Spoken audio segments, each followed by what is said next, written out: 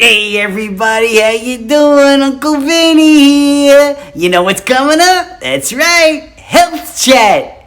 Grab a cup of coffee, sit back, relax, and enjoy the show. Hey everybody, I'm Dr. Nick Circolone. I'm so excited to be here as always. Today we have a different show for you. We're actually going to be showing one of my interviews that we did on local television on 3+U. It's a great show about trigger points. And what trigger points are those little tight little areas that we have in our muscles that cause pain and irritation and cause that inflammation that's in there to cause us not to function at optimal levels. And you know as well as I do, if we don't function at optimal levels, we don't live a productive life. So, hit that subscribe button, and without further ado, let's see the show. Here's Julie and Dr. Nick to tell you about it. And a correction already, because here is Nick Circolone, and he said he was laughing to the side because you're talking trigger points, David's Right. talking They're pressure pressure points. points. There's a difference. Yes. Okay, so let's set the record straight. A pressure point is what David was saying. Right. They're usually associated with acupressure, where it takes away headaches, or some people it says, oh, it takes away my nausea. What we're talking about is trigger points that produce pain. There's a big difference. Oh, they don't relieve the pain, they produce the pain. Well, they're actually areas when you press on, you've had a massage before, somebody presses on one point in your back and you're like, oh, that really hurts. Yeah. Well, that's a pressure point. Okay. Or a trigger point rather. You got me saying pressure points. So when you work on those, what happens is you release that lactic acid that's in there. It releases, allows the muscles to relax and takes away the pain. It's so funny that I'm coming on the show to talk about this. I use this in everyday practice with all of my patients. And this week I've seen a huge number of patients coming in with shoulder pain, arm pain, and hip pain where we did a lot of trigger point work. They walk out and go, I don't know what you did, but it was voodoo. But it's really not that complicated. All you do is you work on those trigger points, break apart some of the lactic acids that's in there, get the muscles to relax, and the patients feel better. Okay, every time I talk to you, I wish that I had been older in high school so I could have really understood the need to absorb biology and anatomy. But what is the lactic acid exactly? What does that do? What happens is it's a byproduct that happens, it's a breakdown. And what happens is it causes pain and causes those little points that get tight and tender. And really, for a simple way, it's not that scientific, but if you took a rubber band and kept twisting it, it would get tighter and tighter and tighter.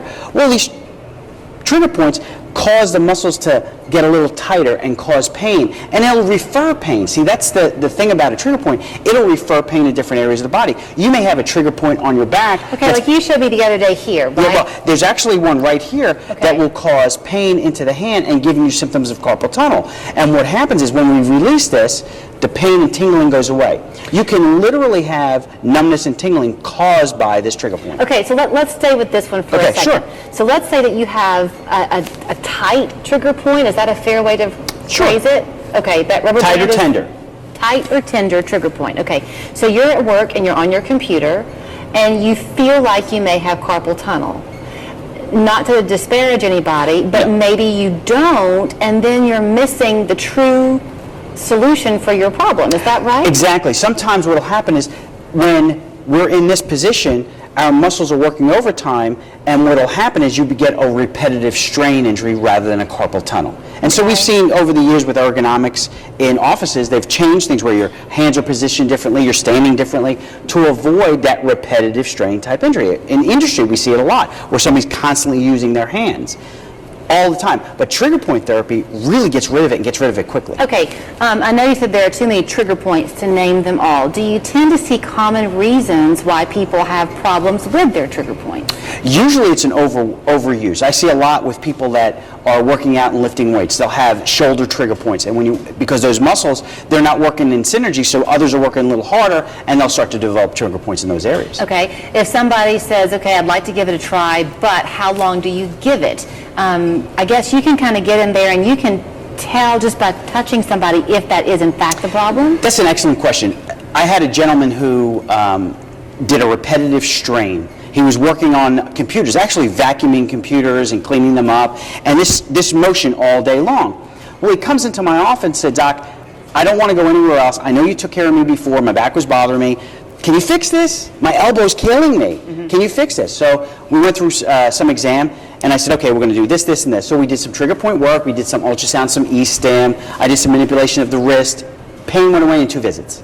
Okay. So it's not something that takes a long time, and you'll know right away if it's going to work. And so I guess every case is an individual Absolutely. one. But it couldn't hurt to start there before maybe you jump into something a bit more invasive. Exactly. I mean, even with low back pain, there's trigger points that once they're relieved, back pain goes away. Okay.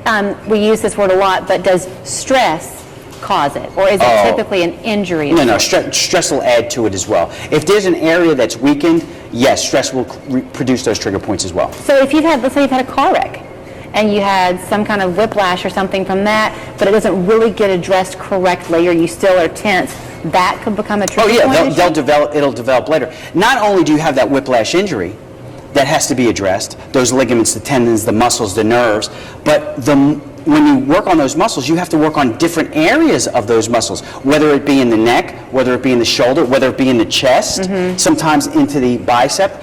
Once you work on all those muscles and all those trigger points, the patients get better, because if you have tight muscles in the neck, but it's coming from your shoulder, and you release that shoulder, the muscles in the neck relax. And I guess we've got to wrap it up, but in a synopsis, I would say that in chiropractic, you realize that the whole body is integrated. Every part affects every other part. Absolutely. As opposed to individually addressing the problems. And manipulative therapy in general, we look at the body as whole. We look at the synergistic relationship of the muscles, the nerves, the joints.